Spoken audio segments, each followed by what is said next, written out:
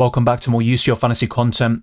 This will be the best wildcard team for Matchday 12. As I talked about in my chip strategy guide and the Limitless squad video, I think the best time to use the wildcard chip is in Matchday 13 from now until the end of the season. And when it comes to the Limitless, if you still have that as well, I'd recommend using it right now for the second leg of the round of 16 in Matchday 12. So check out those videos to see the reasons why.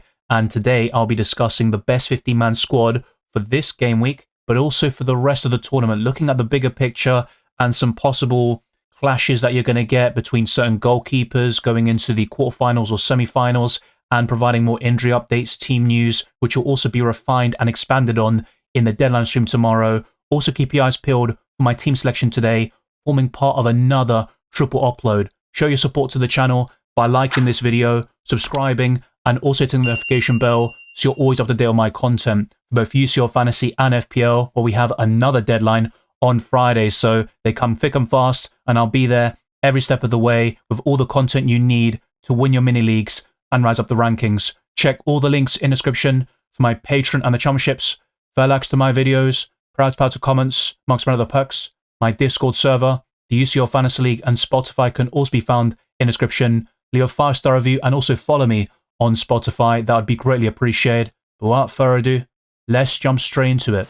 If you aren't using the wildcard this week, you only get 3 transfers to bolster your squad for the second leg of the round of 16, and this pattern will repeat until the end of the competition. You get 5 transfers for the first leg of each round and 3 transfers for the second leg, and that's why the wildcard can give you a sort of get out of jail free card where you can sort of focus on what's right in front of you without having to think too much about the bigger picture, which I'm going to do in today's video. And my preference is to wildcard in Matchday 13. I think it's a bit awkward to do it in the second leg of a competition because you could get some comebacks and upsets which completely surprise you, and then it leaves you stranded and you've got to make more transfers for the first leg. Admittedly though, with those 5 free transfers for Matchday 13, it shouldn't be a huge issue, but sometimes crazy things can happen in the Champions League. I'll start off with the 2 goalkeepers. As I always emphasize, make sure you pick a Tuesday option and a Wednesday goalkeeper so you can make a substitution if needed. That gives you more squad depth, and you can take off your low scoring players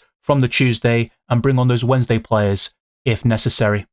David Raya features once again between the sticks. He is the highest owned goalkeeper for a reason, and it's not just about Matchday 12 where Arsenal are top of the clean sheet odds. You will see the specific probabilities in tomorrow's deadline stream, but it's also a question of the bigger picture where Arsenal will likely face Bodo Glimt in the next round unless Sporting make a comeback, and the Gunners would be the heavy favourites to beat either of those teams. But first and foremost, they need to beat what's right in front of them in Bayer Leverkusen, who beat Man City earlier this season, and they also got a draw against Bayern Munich over the weekend. We saw in the first leg that Leverkusen are an easy team to play against. They got a 1-1 draw against the Gunners as well, and they were probably the better team over the course of the 90 minutes. So Arsenal need to step up with their performance and make sure they take their chances and go through, because Leverkusen have quality players like Grimaldo who could certainly hurt them. Grimaldo was suspended, by the way, in their match against Bayern Munich, so he got a little bit of a rest there ahead of that clash against the Gunners at the Emirates. So I think a double or triple up in the Gunners is certainly viable when it comes to their defence. You can pick 4 players per club overall, and even a quadruple up could be considered defensively, but that is a massive risk. I will stick with 2 or 3 overall, which includes David Raya as your main goalkeeper.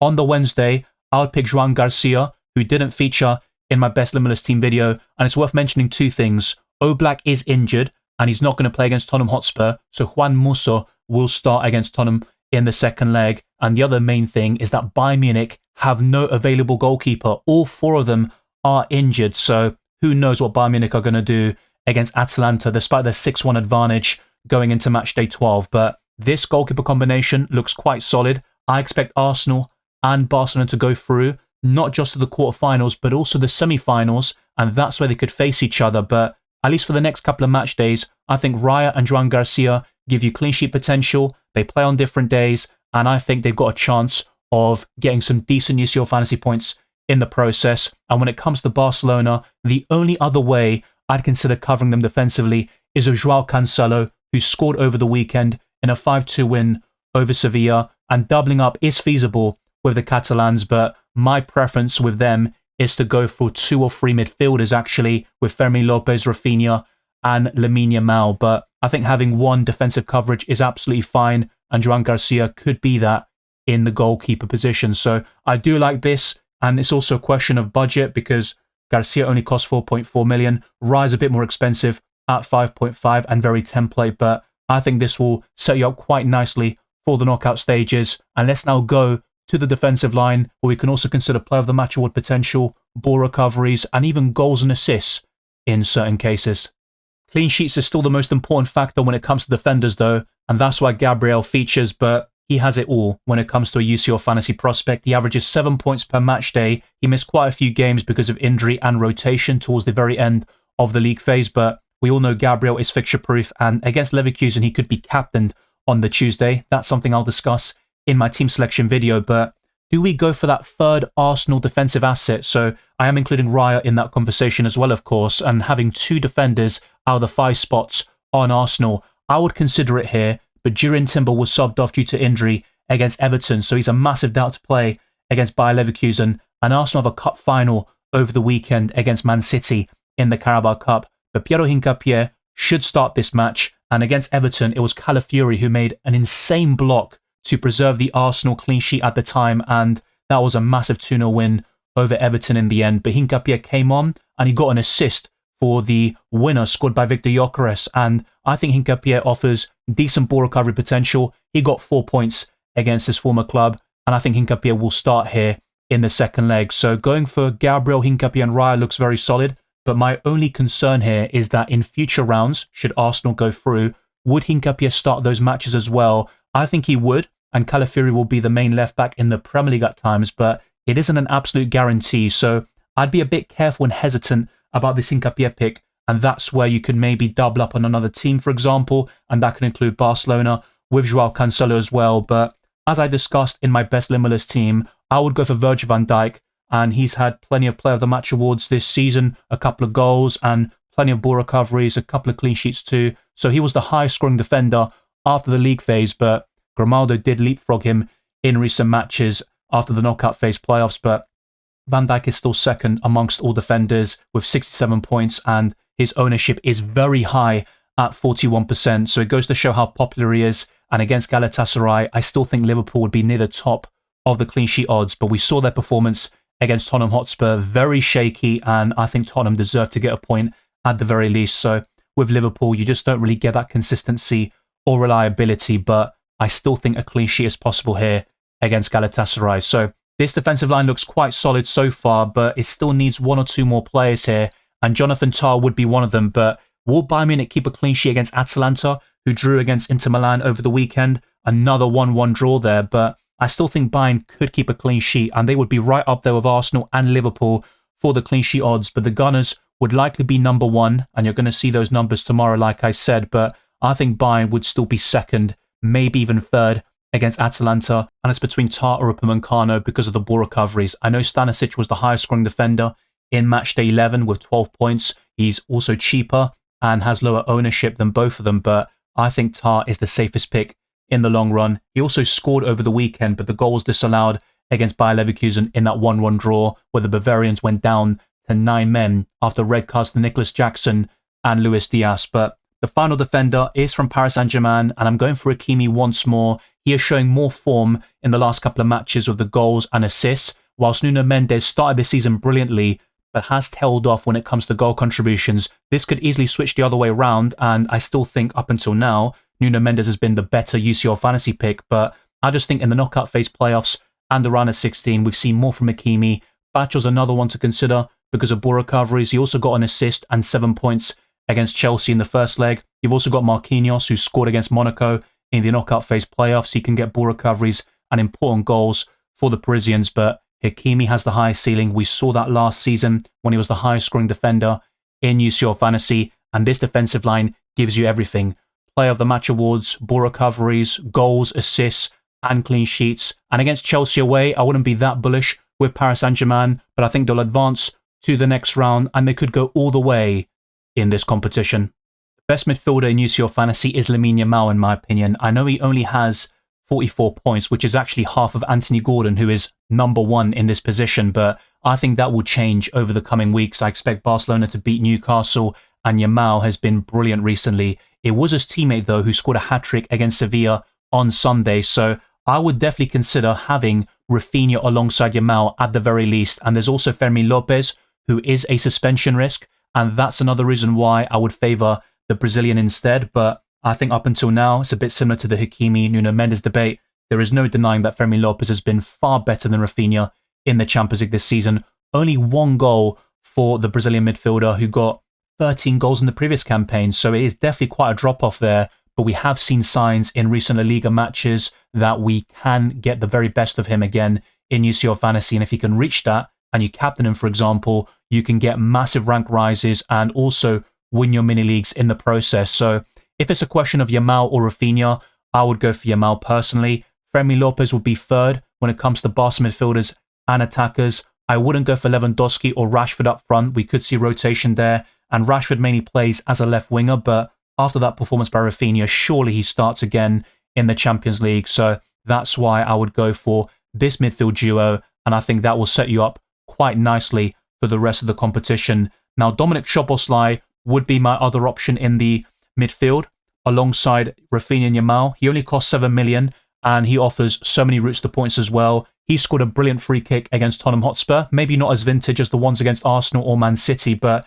it still did the job. And we can also get Player of the Match awards from him, ball recoveries, assists, and plenty more that came from. His ownership is 21%, and I would certainly go for him over Wirtz and Mohamed Salah, who are more expensive, way more inconsistent this season, and Szoboszlai will likely outscore them from now until the end of the campaign. And Liverpool could still go out against Galatasaray. I'm not fully convinced by them, but I still think they will go through, and that's why having Van Dijk and Szoboszlai is still safe and quite logical in the grand scheme of things, and it also sets you up very well, not just for this stage of the competition, but also for the quarterfinals as well, where they would likely face Paris Saint-Germain, and that's where Kvaratskhelia would come into play. I would go for one PSG midfielder at the very least. There's also Vitinha and Doué, and I think different ones will pop out at different stages of the competition. So in terms of nailing on the right one, that's going to be tough. And Vitinha is still the highest scoring one with 78 points, but Kvaratskhelia has closed the gap after getting 17 points off the bench, 2 goals and 1 assist against Chelsea in a matter of 29 minutes. But Vitinha has penalties and more ball recoveries as well. And arguably when it comes to player of the match, I think Vitinha would be number 1, Kvaratskhelia second, and then Doué third, despite the fact that the Frenchman got back-to-back player of the match awards in the knockout phase playoffs against Monaco. So take your pick with the PSG midfielders. Let me know your preference down the comment section below, but I think having one of Kvaratskhelia or Vitinha is the way to go. And whilst Gordon, Valverde, Martinelli could all be considered, my last midfielder is Vinicius Jr. at 9.5 million. He is the 6th highest scoring midfielder in the game, and I think he'll leapfrog his teammate Valverde once again. But the Uruguayan scored in a 4-1 win over Elche over the weekend, and Vinicius Jr. blanked, but he's on penalties in Mbappe's absence, and the Frenchman will be in the squad and brought on if necessary, but that depends on game state. They don't want to rush him back, nor do they need to at the moment with that 3-goal advantage going into Manchester. But I think Vinicius is a great option in the Champions League. 63 goal contributions in 72 games says it all, and he can win plenty of Player of the Match awards in the knockout stages and score some crucial goals for Los Merengues, and you can never underestimate Real Madrid in the Champions League. But there's also Francisco Trincao if you want these sort of one matchday punts, even though Sporting will likely be eliminated. You've also got Fett from Bodo Glimt, one of the highest scoring midfielders in matchday 11, and there are plenty more that came from. I think Harvey Barnes could be decent, but I think with Newcastle it's pretty much Gordon or nothing, to be fair, even though Barnes scored in the first leg. Martinelli, Fermin Lopez, I've mentioned quite a lot of them already. Even a Cole Palmer as a last hurrah, if you will. And Lookman, I think he'll start against Tottenham and potentially produce a massive return, but I would stick with these 5 midfielders, and the main alternatives to really consider and maybe push into this midfield would be Vitinha, Martinelli, Valverde, and Fermin Lopez. But let's now go to the forward line and complete this squad, not just looking at matchday 12, but also for the long term. Petter Haug has been very impressive in UCL Fantasy this season, and I think Bodo Glimt have been extraordinary in recent matches because they started off quite poorly and one of the whipping boys of the entire league phase, but they soon turned their fortunes around, and it all started with that game against Dortmund. They were 2-0 down and made a comeback, got a point, and they went on to beat Atletico Madrid, Man City, and then Inter Milan in the knockout phase playoffs, and of course a very comprehensive win against Sporting in the first leg as well, where Petter Haug got an assist. It was his teammate Hugh who scored the goal, but also got booked. So in the end, Petter Haug actually outscored him, but you can't go wrong with either. And there is a difference in price of 0.8 million between them, but I still think either will do the job for you. And Bodo Glimt would likely face Arsenal in the next round. But if it turns out to be Leverkusen, that would make Petter Haug even more appealing, in my opinion. And he's a very good long-term asset until Bodo Glimt are knocked out of the competition. But they are certainly the dark horses left in the Champions League. And I would have at least one of their options, either Fet in the midfield or one of Petter Haug or Hugh in the forward line. I would skip Mbappe for the time being. And with Erling Haaland, I think Man City will be eliminated. But who knows? With the Champions League, anything can happen. But the fact is against Real Madrid being 3-0 down, I just don't see keeping them out again at the Etihad. So they will probably need to score 4 or 5 goals to advance to the next round. Victor Osimhen is brilliant, but he's facing Liverpool away. And I wouldn't discount him, to be fair. We saw Richarlison score at Anfield just a couple of days ago. But I think Osimhen is still going to be one of the front runners in the attack. But Alvarez might be above him, actually, despite being 2 points behind in the UCL Fantasy points pecking order. And the Argentine got a massive return against Tottenham last time out. He also got a nice rest in that 1-0 win over Getafe. And Atletico Madrid rotated quite heavily. That's where Lookman also got a rest and the likes of Soulov started. So we could see a very similar lineup to what we saw in the first leg. Oblak is missing out, of course. And even Ruggeri, who is a budget defender, was on the bench too. But I think Alvarez is going to be a brilliant captaincy option on the Wednesday. I did talk about my top 10 list in the best limitless team video. Alvarez is easily in the top 5, and on the Wednesday he could rival the likes of Kane, Yamal and Rafinha overall. But the last forward is Harry Kane. If he starts, or if we get that sort of inkling before the deadline, I would captain him for the Wednesday. He would be my favourite option overall, but the minutes are a big concern there. And over the weekend, something happened that probably changed things a little bit when it comes to Bayern Munich and their rotational policy, because Harry Kane just came off the back of an injury, of course.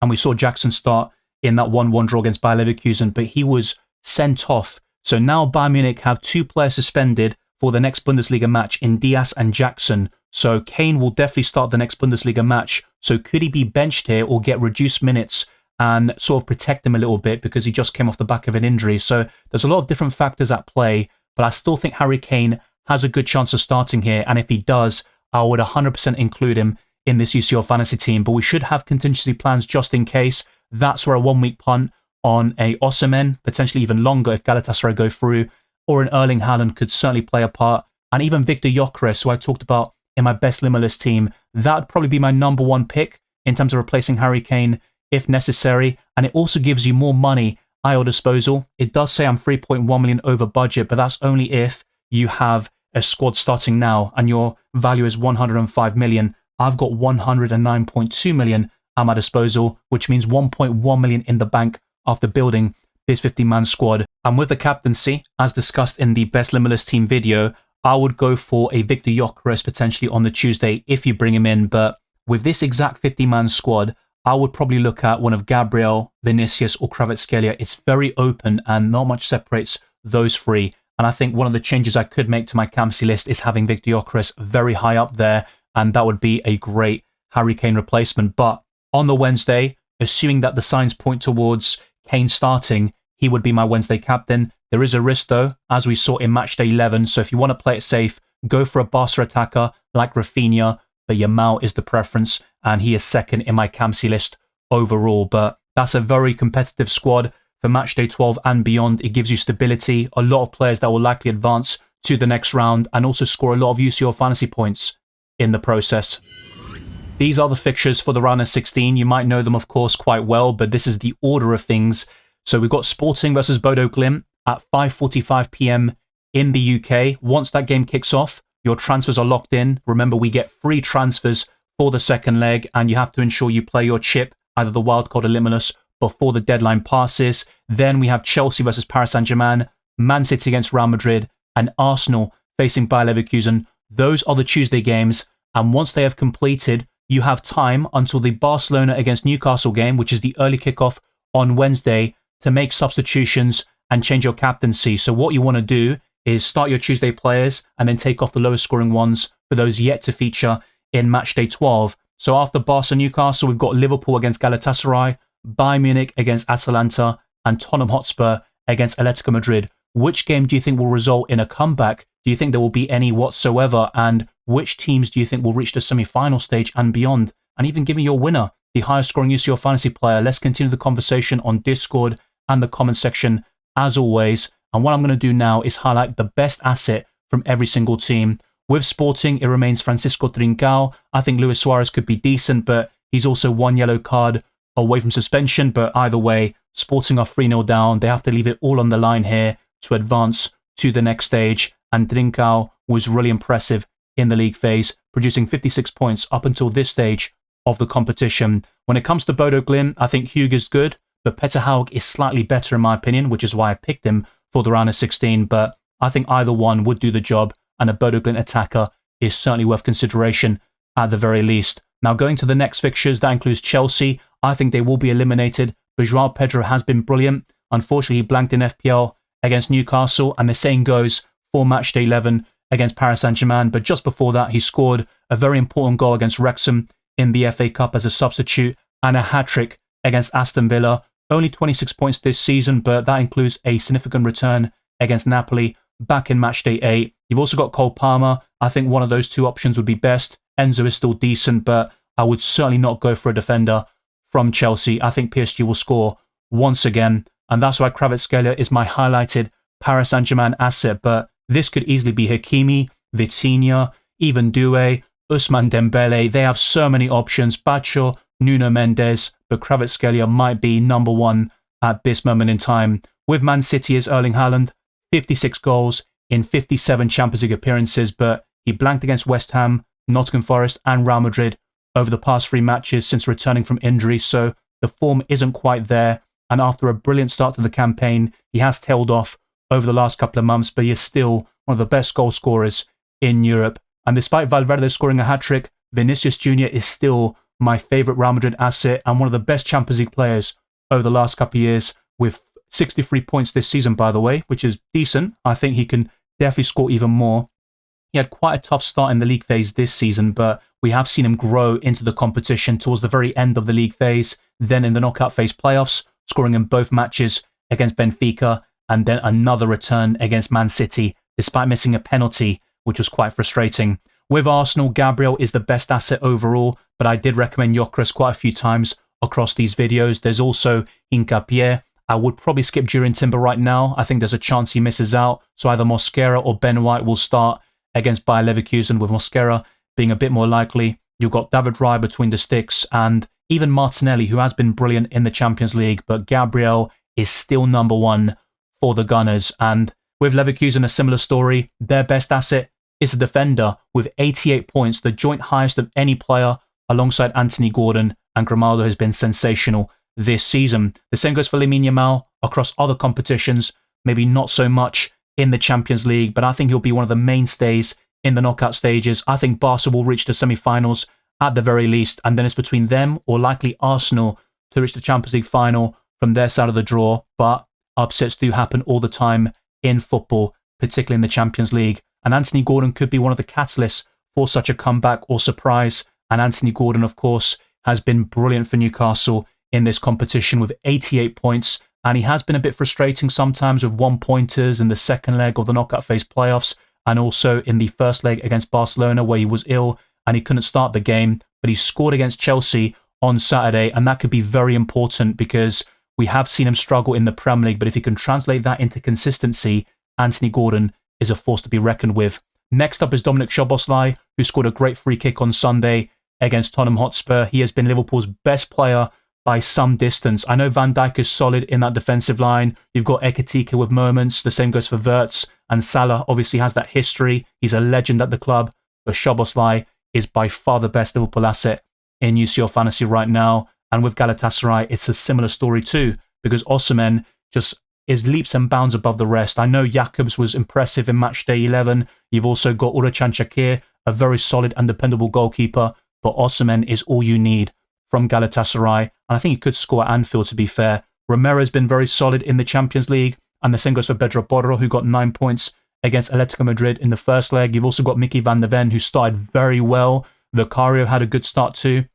He was the high scoring goalkeeper after the league phase, but I think Romero offers ball recovery potential, and I think over the years we've seen him do extraordinary things in UCL Fantasy. He won Player of the Match at Anfield for Atalanta a few years ago, and I think Romero is a quality UCL Fantasy asset, but I would still favour Atletico Madrid and another Argentine instead in Julian Alvarez, because Tottenham's defence has still been woeful, and Romero did miss out over the weekend, by the way, so that could be a concern, and maybe Pedro Porro would become the best Tottenham asset in his absence, but I think Alvarez is going to be by far the best Atleti option. I know Griezmann was impressive in the first leg, Lookman has his moments too, but I still think Alvarez from now until the end of Atletico Madrid's Champions League campaign will be the top dog for Diego Simeone's men. And Harry Kane is still the best striker in world football for me, definitely right up there in terms of goal scoring, and we have seen extraordinary things from him. Over the last 10 matches, he has scored in 9 of them, but he has missed quite a few games recently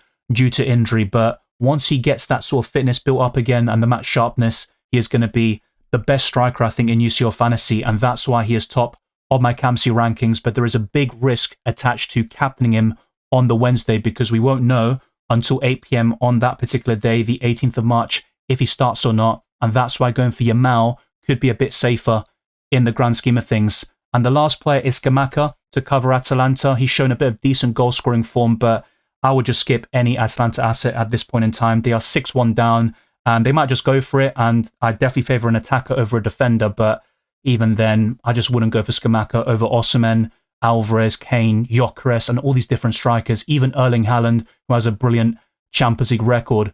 Let me know your thoughts down in the comment section below, and thank you very much for watching this video and listening to this podcast.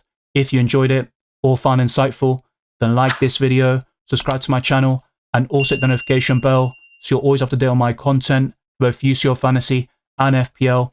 Let's get this video specifically to over 200 likes and closing on new goals like 39,000 subscribers on YouTube. Follow me on X, Instagram, Blue Sky, Dylan RCM, and check all the links in the description for my Patreon and the championships, further likes to my videos, proud to comments, amongst many other perks. My Discord server, the UCL Fantasy League, and Spotify can also be found in the description. I'll see you tomorrow for the next deadline stream. Show support to the channel with this triple upload today, and keep your eyes peeled for today's team selection to round things off.